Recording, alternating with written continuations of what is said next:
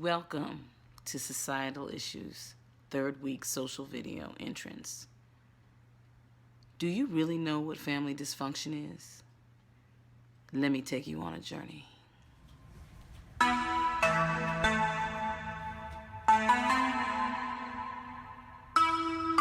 King Java production. They sleeping on me.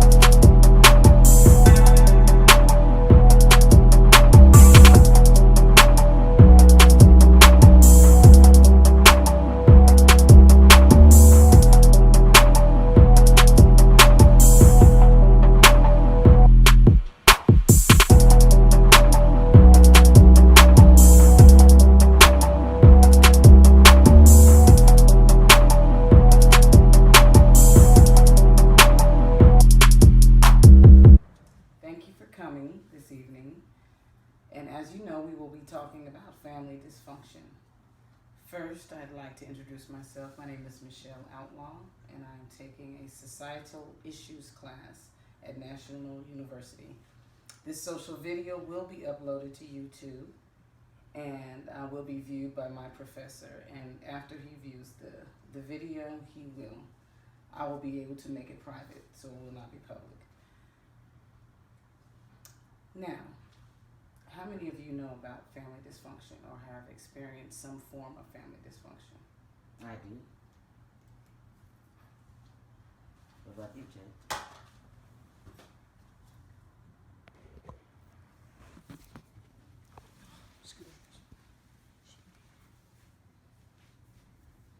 Can you tell us a little bit about it? Family dysfunction is when there's disorder amongst family members, such as, excessive arguments, fights, alcohol, drug, temper tantrums. The mama don't want to hear it. The father is out doing his thing. It's ignoring the family.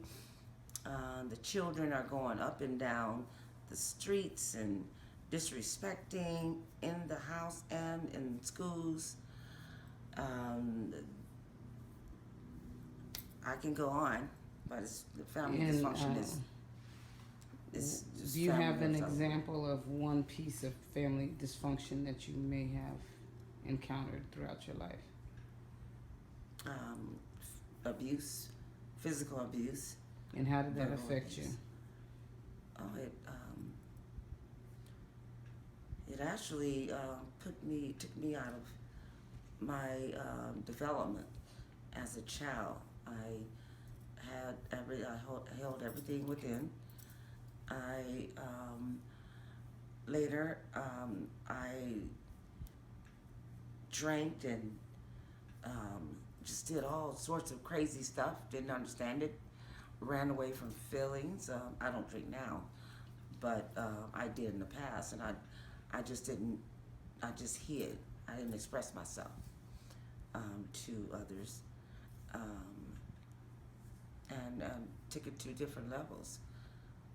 Once I found a different way of accepting myself and accepting situations and forgiveness, and I became a better human being.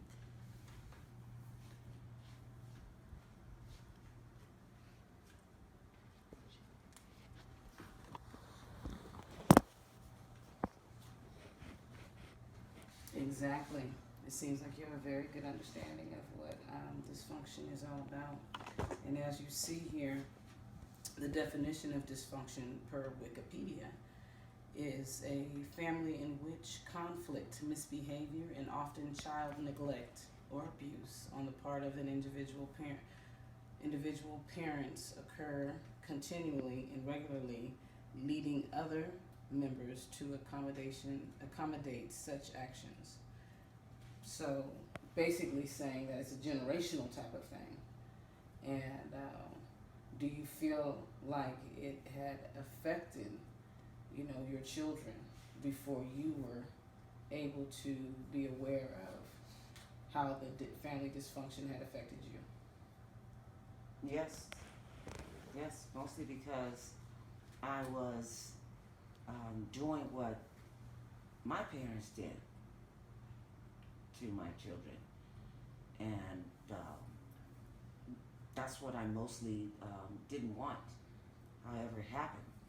So I have a clear understanding of how it happens in generations, because I had also asked my parents what happened with their parents, and they're actually one on my mother's side, she actually didn't have the same experience as my father did. My father, his household was verbal, physical abuse for for his mom, my grandmother, for the children. It happened again. It didn't happen the same as for me, but it was there. It was there. It happened with my siblings. The abuse, the alcohol, the So drugs. various forms of maltreatment. All of these are societal issues and those type of issues that negatively impact children, and then as these situations negatively impact the children, they're bringing these situations into school where certain things, as it said in the beginning definition, that the person who is being perpetrated against, or who is experiencing one of these family dysfunctions, actually go out and mimic these actions to their classmates, or just in their daily life. And I like this next slide says family dysfunction and confusion begin when family members act like nothing's wrong when something is. Now this is really kind of deep to me, this statement in itself, to move through dysfunction because you do not want to, or do not know how to address the issues that are going on in the household. It could be religious reasons where you do not want to divorce, or could be adversity with significant others where one wants to do counseling, one does not want to do counseling. So many issues that allow parents to go blind in families and not address situations and allow family dysfunction to linger. And moving forward, a question that I'd like to pose to the audience is, why do children have problems with, why do children who come from dysfunctional families have problems outside of the home? And if you look at the PowerPoint, you can see that it says that many times that being in a dysfunctional family can be a gateway to other societal issues or societal problems like bullying, suicidal thoughts because they can't handle the stress at home. They could be bullying others because they witness bullying behaviors at home. They could be physically abused or watching domestic violence. And why do they continue to have these problems? It could be due to lack of intervention. Sometimes children are not identified quick enough by teachers or administrators, even by school counselors. And one thing about it is that we are trying to make that important, to identify children earlier who may have issues at home and are continuing to have issues at school. Let's if you look down, according to Houston, Rumberger, and Alaim, students who have family problems at home tend to be at greater risk of dropping out of school. And if you know, like we all know, dropping out of school, you will not be in the income bracket that you want to be in. So it's going to be harder for you to get a job. You might be forced to do what they call hustling. You know, you might pick a criminal activity in, which might lead to incarceration. Not having money or a good job could lead to homelessness. So many different societal issues that a child can experience just by dropping out of school, which stemming from a dysfunctional home. Let's move to the next slide. As you will look at the slide in front of you, it's showing you different types of dysfunction: drug abuse, neglect, domestic violence, physical abuse. All of those are types of family dysfunction. Let's move on. One thing that they used in the 1970s and 1960s was what we call family systems theory, which is also called the Bowen's theory and sometimes known as the emotional theory.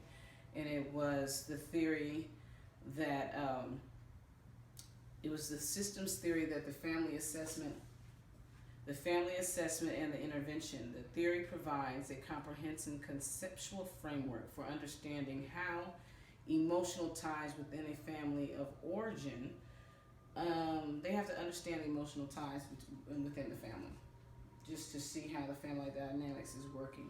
And this theory is so great that as they are applying this theory, as you can see that they treat the family as a nuclear family, not as an individual.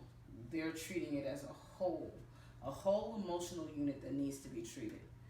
And what's funny about it is that even though they're treating the family as a whole, they may only need to treat one person, because sometimes change in one person can create change in others. So you might take the person who's the alcoholic and put them in, AA, take the violence out of the home, take the substance abuse out of the home. Therefore, we can heal the family. Let's move forward. Some of the things that negatively happen to children and adolescents who live in dysfunctional families. As you look, social isolation, overt, covert aggressiveness, substance abuse, depression, suicidal thoughts or behaviors. Let's keep going. Some interventions that could assist.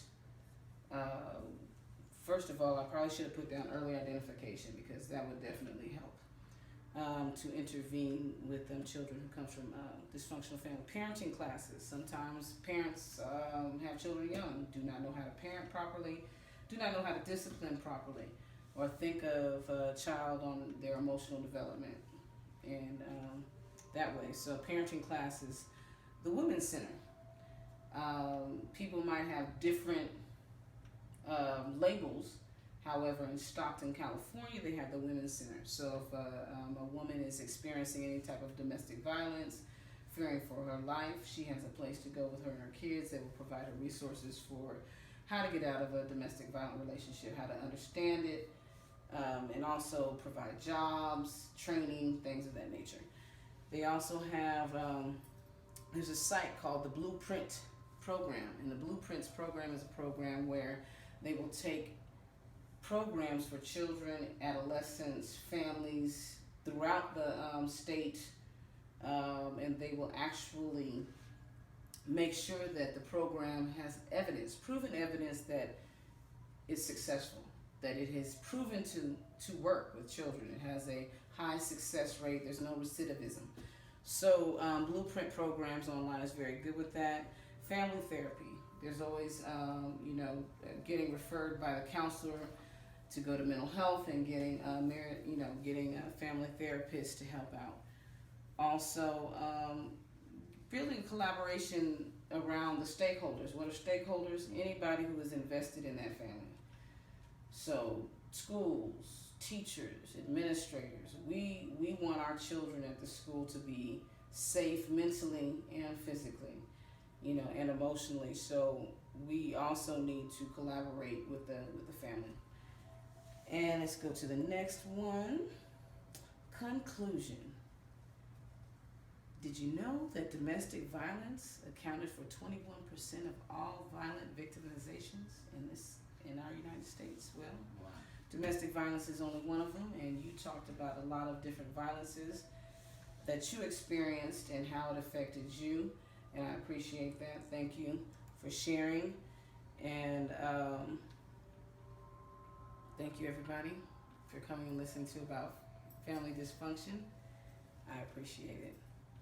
Signing out. Thank you.